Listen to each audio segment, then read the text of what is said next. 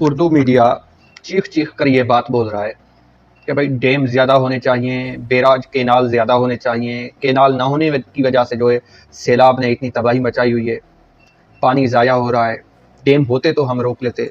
क्या वाकई ऐसा हो सकता है कि अगर डैम होते तो सैलाब की तबाही ना होती?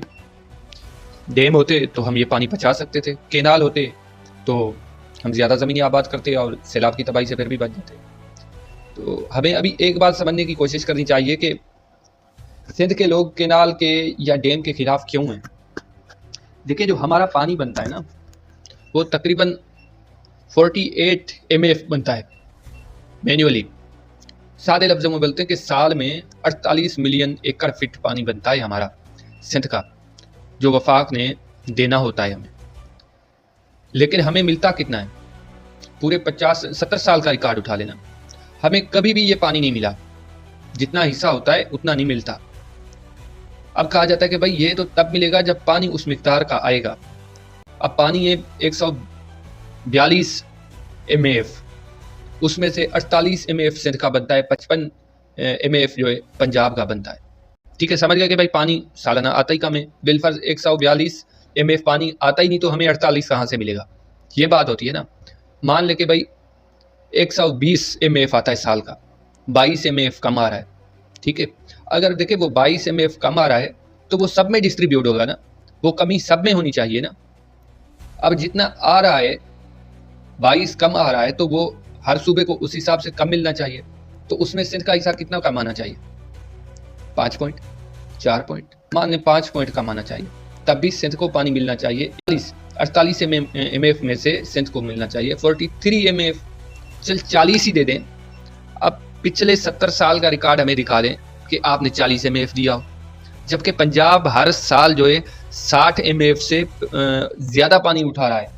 भाई एक तरफ आप बोल रहे हो कि पानी कम आ रहा है, दूसरी तरफ आप पानी उठा रहे हो अपने हिस्से से भी ज़्यादा। क्यों?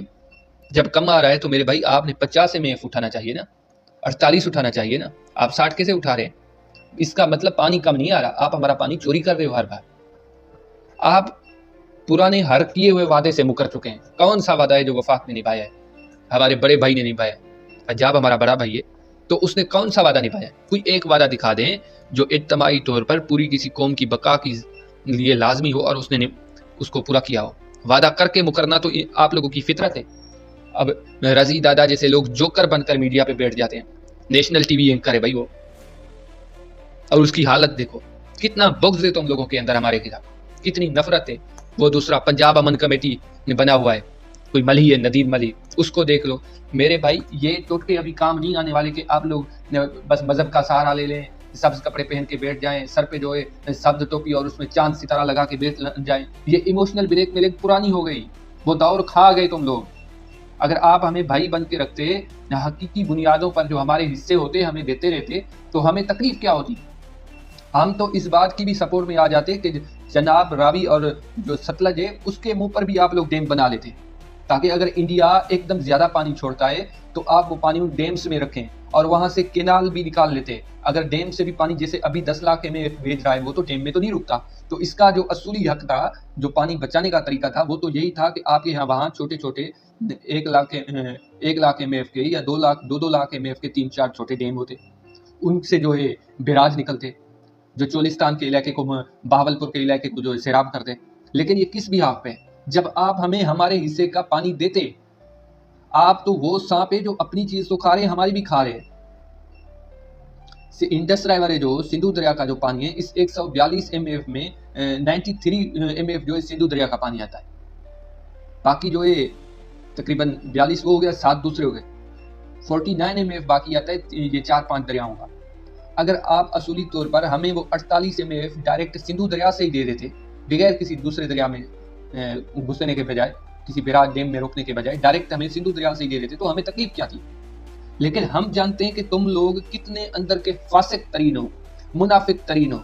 नदीम मली साहब, ये टोपियां पहनकर आप लोग हमें ब्लैकमेल नहीं कर सकते, वो दौर खा गए। दोबारा कह रहा हूँ कि मजहब का सहारा लेकर और वतन का नाम लेकर जो ब्लैकमेलिंग थी, इमोशनल ब्लैकमेलिंग, वो दौर गुजर गया। वतन हमें भी प्यारा है, हमें भी पाकिस्तान उतना ही प्यारा है जितना आपको हो सकता है आपसे ज्यादा हमें प्यारा हो। आपने क्या गवाया इस मुल्क के लिए?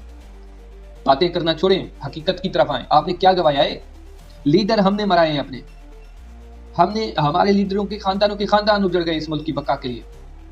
जब मुल्क टूट के बिखर चुका था तब हमारी कौम से लोग उठे थे। जब आप लसानियत पे जाएंगे ना तो हम भी लसानियत पे आएंगे, जब आप कौमियत पे जाएंगे तो हम भी कौमियत पे जाएंगे, जब आप वतनियत पे आएंगे तो हम भी वतनियत पे आएंगे।